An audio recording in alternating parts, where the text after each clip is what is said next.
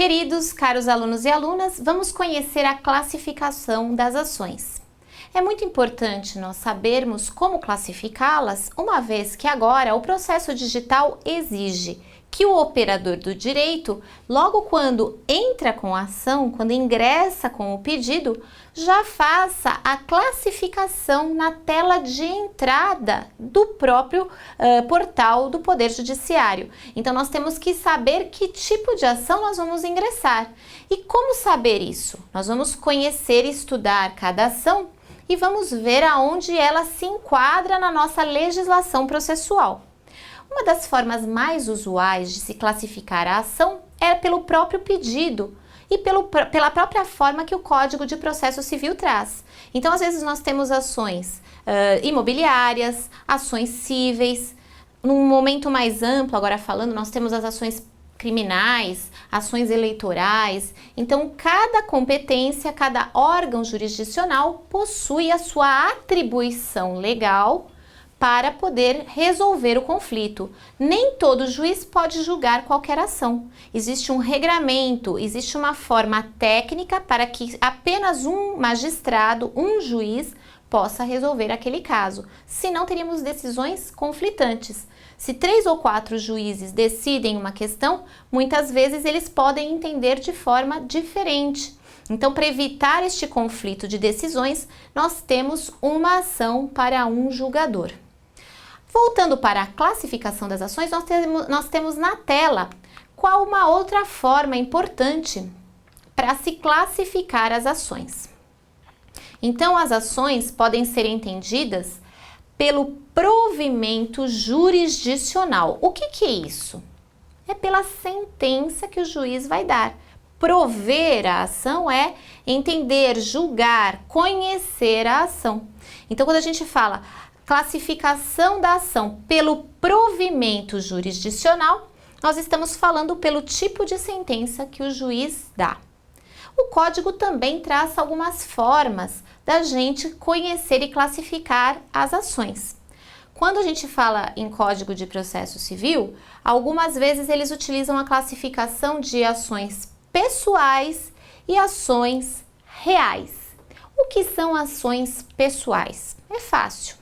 São ações que vão tratar de intercâmbio, de interrelacionamento entre as pessoas. Então, quando há titularidade da ação e envolve um conflito entre pessoas. Contratos, questão de casamento, união estável, questões que falam sobre o direito das pessoas. As ações reais já são aquelas que falam sobre titularidade de uma pessoa sobre um bem. Então, quando você vai falar de direito de propriedade, você vai falar sobre qualquer coisa atinente a uma pessoa ser titular ou não de um bem, você está falando de ação real. Por que eu estou tocando nesse assunto? Porque é uma forma de classificar a ação. Então, se você opta por uma ação pessoal, você tem um juiz que vai julgar aquela ação. Se você tem uma ação real, você está envolvendo um outro magistrado para conhecer das ações. Geralmente, uma dica aqui de última hora, quando se trata de direito imobiliário, de bens imóveis, o juiz competente é aquele onde está o bem.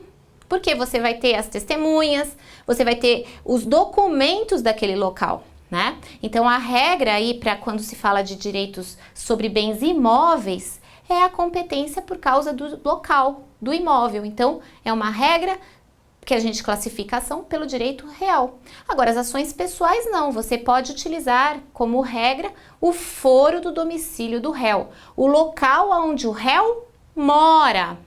Temos outros tipos de classificação. No direito do consumidor, o local onde o consumidor mora, né? Então, são regras para você entrar com a ação. Quando você vai escolher, onde eu entro com essa ação? Em Santos, em São Paulo, em Fortaleza? Você vai olhar que tipo de ação que é. É uma ação real ou é uma ação pessoal? É uma ação de um titular sobre um bem ou é uma ação de contrato, que envolve um contrato, tá? Então, isso é o primeiro passo para você escolher na sua tela, no portal da Justiça, qual é o foro competente, qual o local onde a ação vai ser impetrada, vai ser movida, vai se iniciar. A classificação que nós temos aqui é uma classificação normal que está aí na sua tela. Uma classificação da teoria tradicional do Código de Processo Civil, que vai falar da ação de conhecimento. O que é ação de conhecimento?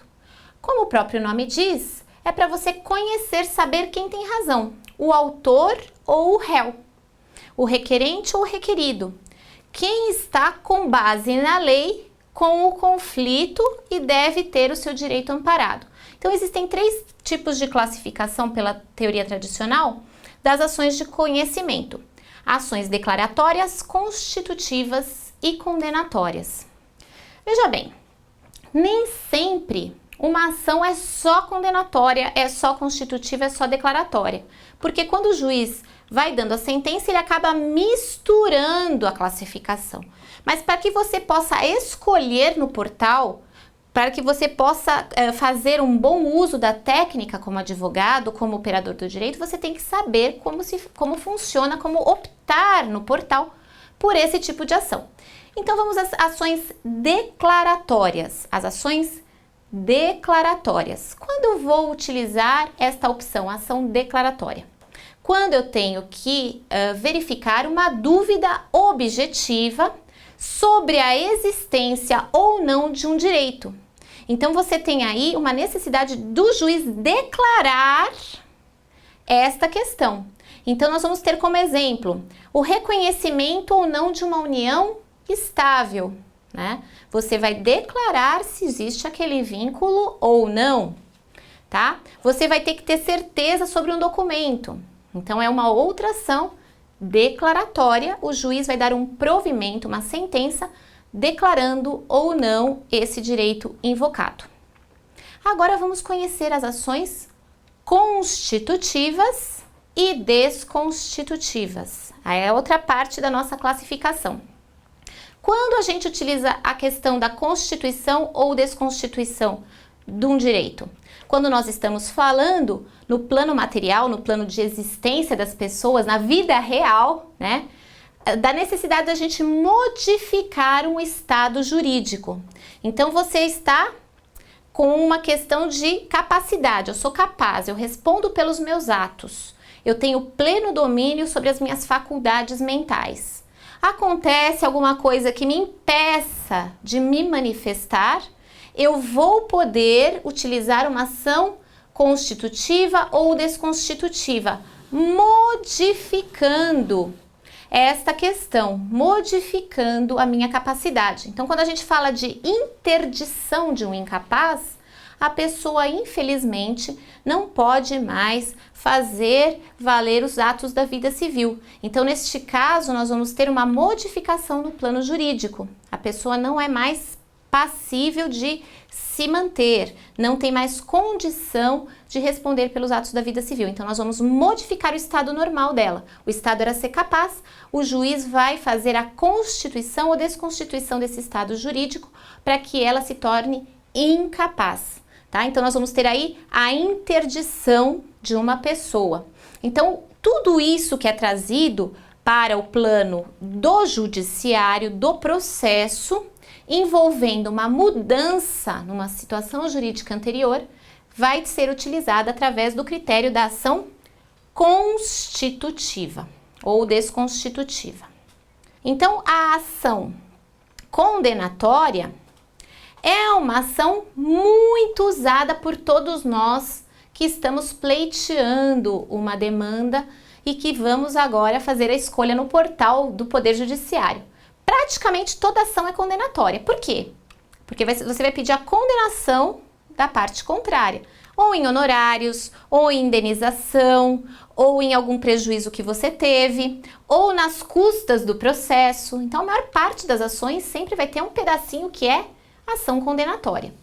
Mas a ênfase da ação condenatória é que ela visa resolver uma questão de inadimplência, de não pagamento, de não cumprimento de uma obrigação. Então, essa crise de adimplemento, o que é adimplemento? Cumprimento de obrigação.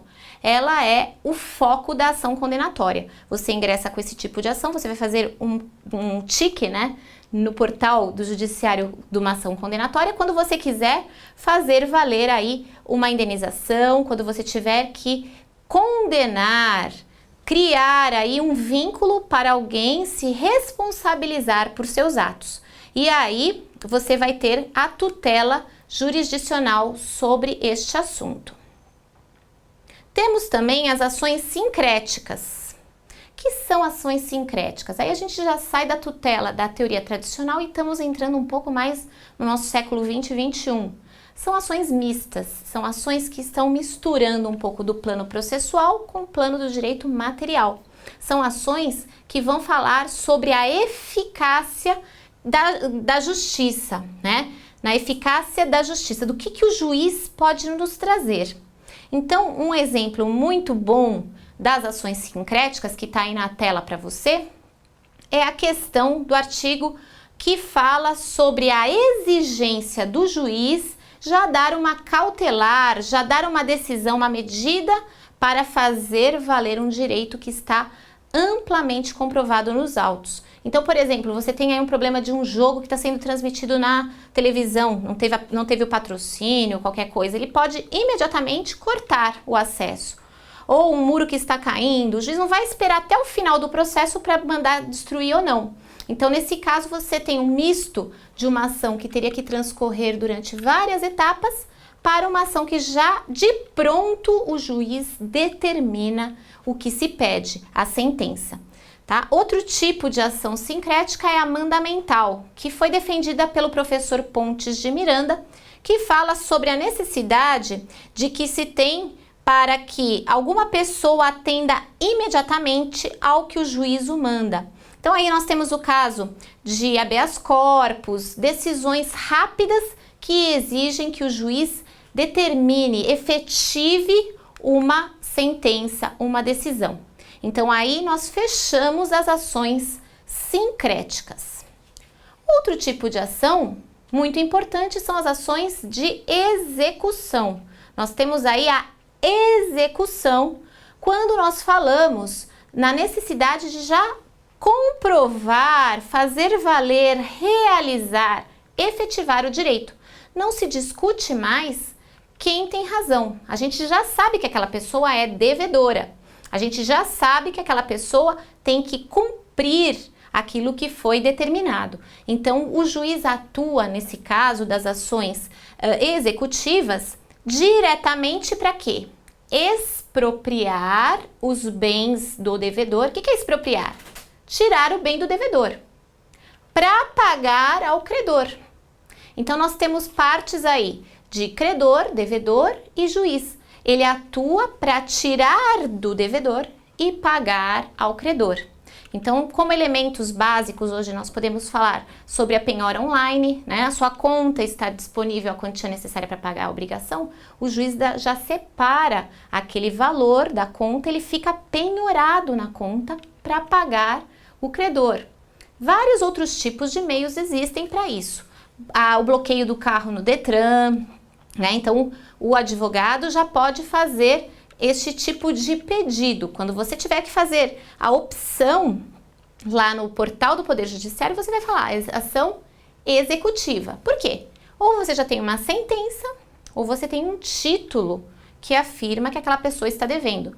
Um cheque, um contrato, enfim, um título que a lei fala que tem força para ser executada.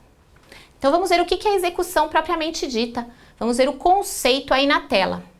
Execução é a invasão na esfera jurídica do demandado para de lá retirar algo que deveria legitimamente estar no patrimônio do autor e não está. Ou para estigmatizar algum bem ou alguns bens para transformação em espécie, em dinheiro, a fim de que o crédito do exequente reste satisfeito. Então, quando a gente fala de execução, nós não vamos discutir quem tem razão. Parte-se do princípio que o devedor tem que pagar o credor. Então, o processo de execução é simplesmente para retirar da esfera do devedor o dinheiro e pagar ao credor. Vamos agora para as ações cautelares. Ações cautelares. O que é um pedido cautelar? Quando a gente vai utilizar essa classificação de processo cautelar? quando não interessa quem tem razão. Não interessa tirar um bem de um e pôr em outro.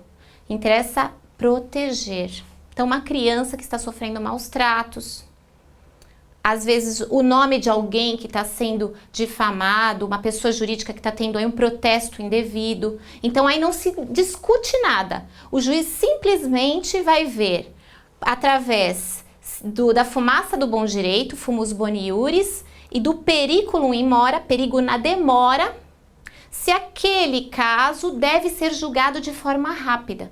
Então, se a criança está sofrendo maus tratos, ele não vai ver se o pai tem razão, se a mãe tem razão. Ele tira a criança da guarda e vai colocar num abrigo, vai colocar com os avós, com alguém que se responsabilize.